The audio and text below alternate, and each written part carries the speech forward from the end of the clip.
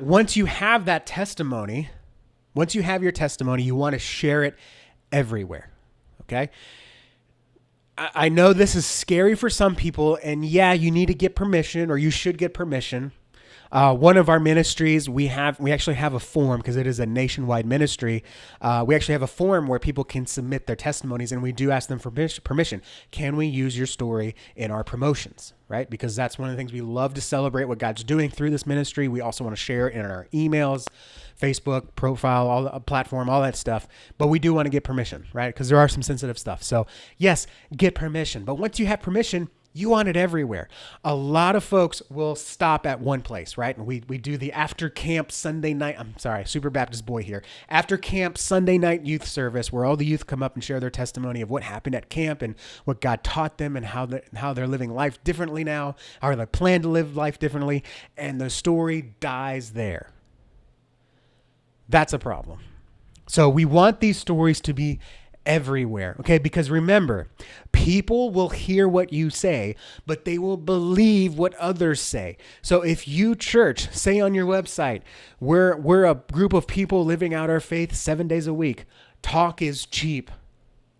But if you share the stories of how God is changing people and what that looks like and how you're supporting your community, impacting your community, saving, rescuing your people from addiction, abuse, hurt, pain, you share those stories, people will believe that you're living out your faith 7 days a week. People will hear what you say, but believe what others say about you. Okay? So just like I always say, on your website, when you say something, you need to back it up with an image. At the same time, when you say something happens at your church, back it up with a testimony. All right? Part of sharing your testimonies everywhere, which later in the show, we'll go over all the different platforms you can use to share your testimony, but part of also making sure your testimony is everywhere is making sure that you share it more than once, okay? Remember the youth night after camp? We share stories there and then they die. That story needs to be documented and shared.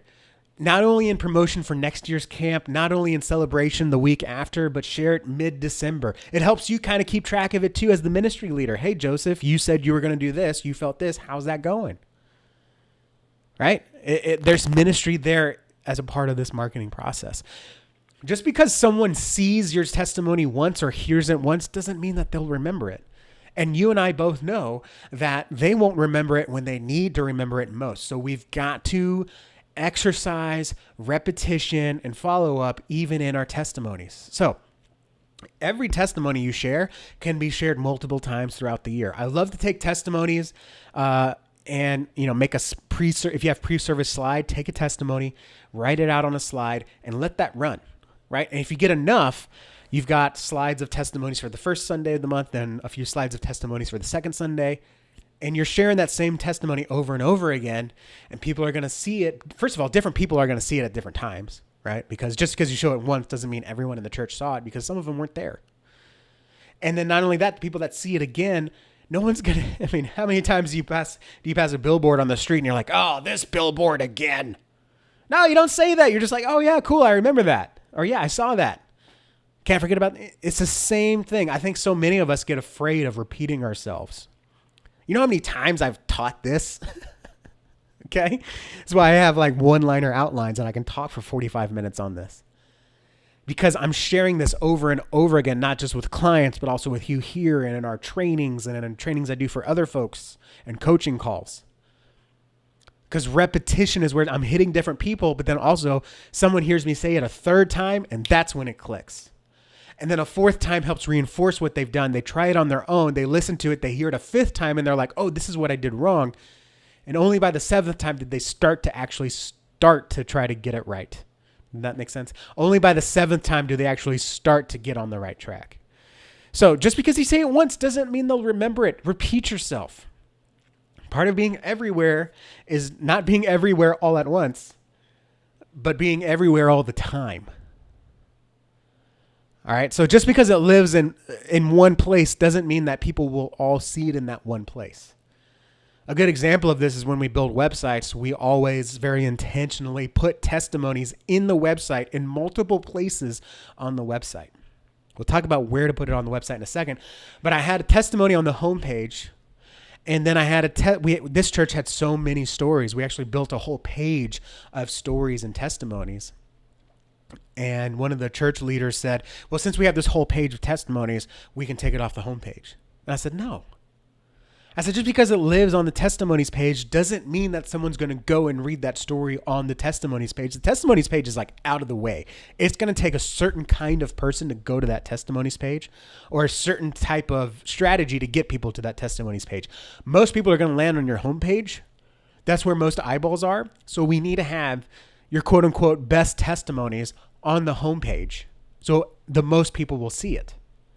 But we also have it on the testimonies page, because if you're there, you might as well see all the testimonies, okay? Same thing with your, maybe you got youth testimonies, right? Yeah, they should be on your camp sign-up page. They should also be on your youth page. They should also be on your youth social media several times a year. Just because it lives somewhere once doesn't mean that people will see it, right? That's why we have flyers. Maybe you have bulletin boards. If your church is in the 90s, like mine could be, you got bulletin boards at every entrance. Because just because it's at one entrance doesn't mean you're going to see it if you come in another entrance, right? You have redundancy and you have repetition in your own church. Online is the same way. Just because it lives on one screen doesn't mean it's going to live on all of them. So when you're sharing your testimonies, you got to be everywhere. Because people are going to see it in different places. People are going to see it at different times. The best way to get it in front of people is going to have it in multiple places at multiple times. And it's going to take multiple times seeing it for them to get it.